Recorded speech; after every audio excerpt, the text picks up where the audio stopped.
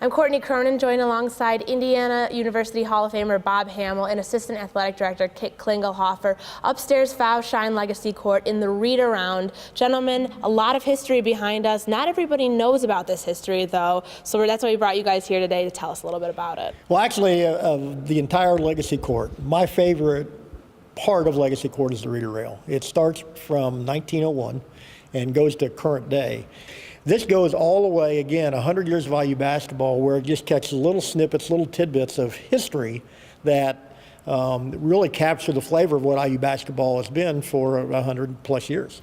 Now, Bob, you told me about the fact that in this area right here, for some reason, a lot more IU fans started to pick up with the team. In the early 50s, the first telecasts were out of IU. Coincident with that was the Indiana became #1 in the country. In those early 50s, those teams really captured the state of Indiana and sold IU basketball to a vast audience. So while the 70s started the Bob Knight era, and as you continue to move down, I mean, you see his picture there, it's a lot more than just the Bob Knight era. It was the players as well, and that's something that both of you tried to implement on this timeline. The first class Bob brought in would be my candidate for the best freshman recruiting class ever. When they left, they were 108-12.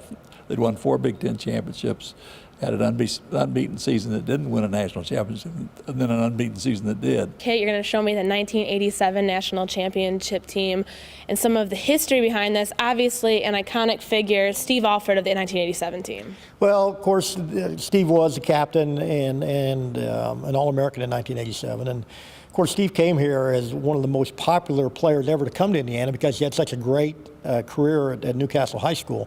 The interesting about the 87 team to me was, there were a couple buzzer-beating games, obviously.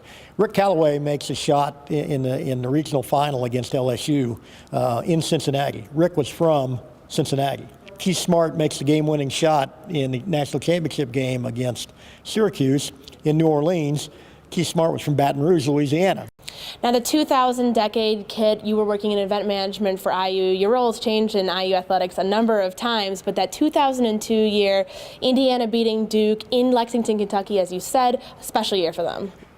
Jared Jeffries, Bloomington raised, played at Bloomington North High School, was a sophomore in that year. Jared was the Big Ten most valuable player that year, and in that game against Duke had 24 points and 15 rebounds. Just a monster game against the #1 team in the country. Now, while the basketball timeline ends with the 2009 Tom Crean quote, "It's Indiana," there's much more room on these wooden panels for accolades coming out of the Crean era. At Cook Hall, I'm Courtney Cronin for the Tom Crean Show.